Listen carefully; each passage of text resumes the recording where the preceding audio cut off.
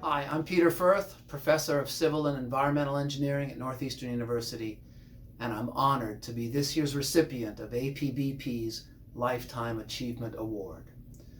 The award reads, "In appreciation for your enthusiasm as an educator, advocate, and researcher, you have elevated the discourse for better bicycling and walking while empowering professionals with proven research.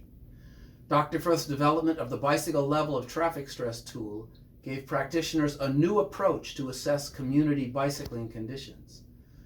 The training he provides to students and his contributions through the Transportation Research Board and APBP have been instrumental in bringing safe and sustainable multimodal networks into practice in North America."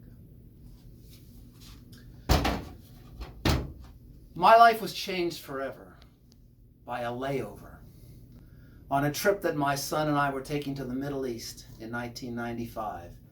An 8-hour layover in Amsterdam, where we went into the city and discovered bicycles and bike paths everywhere.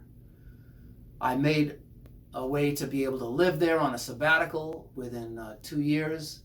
And after that, when I came back to the United States, I started speaking up for following the common sense approach that I had seen in Holland.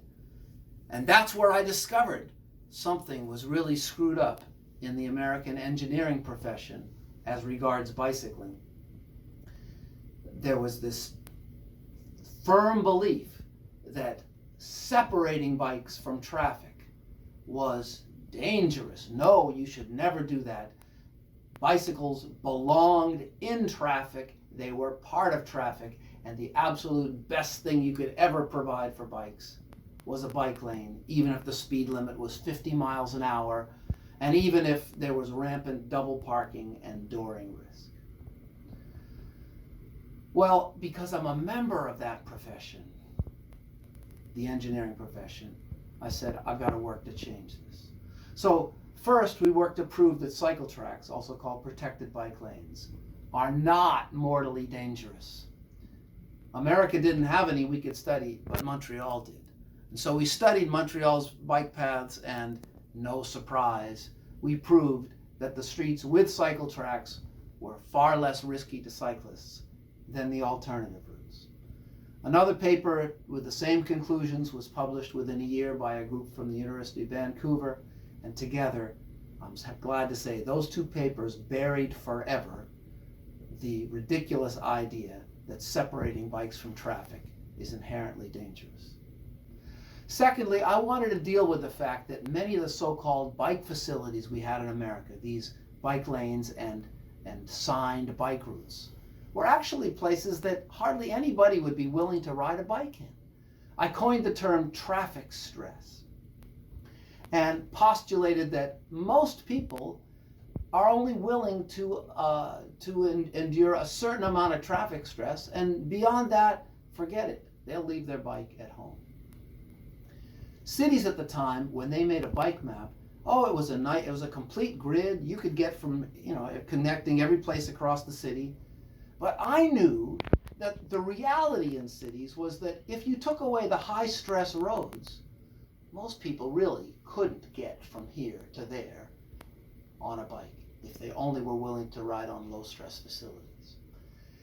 And so I developed criteria for low stress, and I developed a method for evaluating bike networks, and that's the level of traffic stress method that many of you know of. And this resonated with people, and within a few years, all the consultants were using this to do their work with cities. All the cities that were now planning for low stress bike networks. I can't tell you how gratifying it is whenever I see a new cycle track, a new advisory lane, contraflow bicycling, some other intervention made so that there's a low stress way for people to ride from here to there. I think of all the pollution that's being avoided, the healthier lifestyle that we are enabling thousands of people to enjoy, and the fun that children and adults are having riding their bikes, not just for recreation, but also when they're going to get places. And it's incredibly rewarding to know that I contributed a little bit to this. But even more, it humbles me because I know that by myself, I couldn't have done anything. Our cause, safe and attractive bicycling and walking, attracts some of the greatest people on earth. And I'm really glad to be one of you, and glad for all that you have accomplished. You're really making things rock, and I'm really glad to be one of you.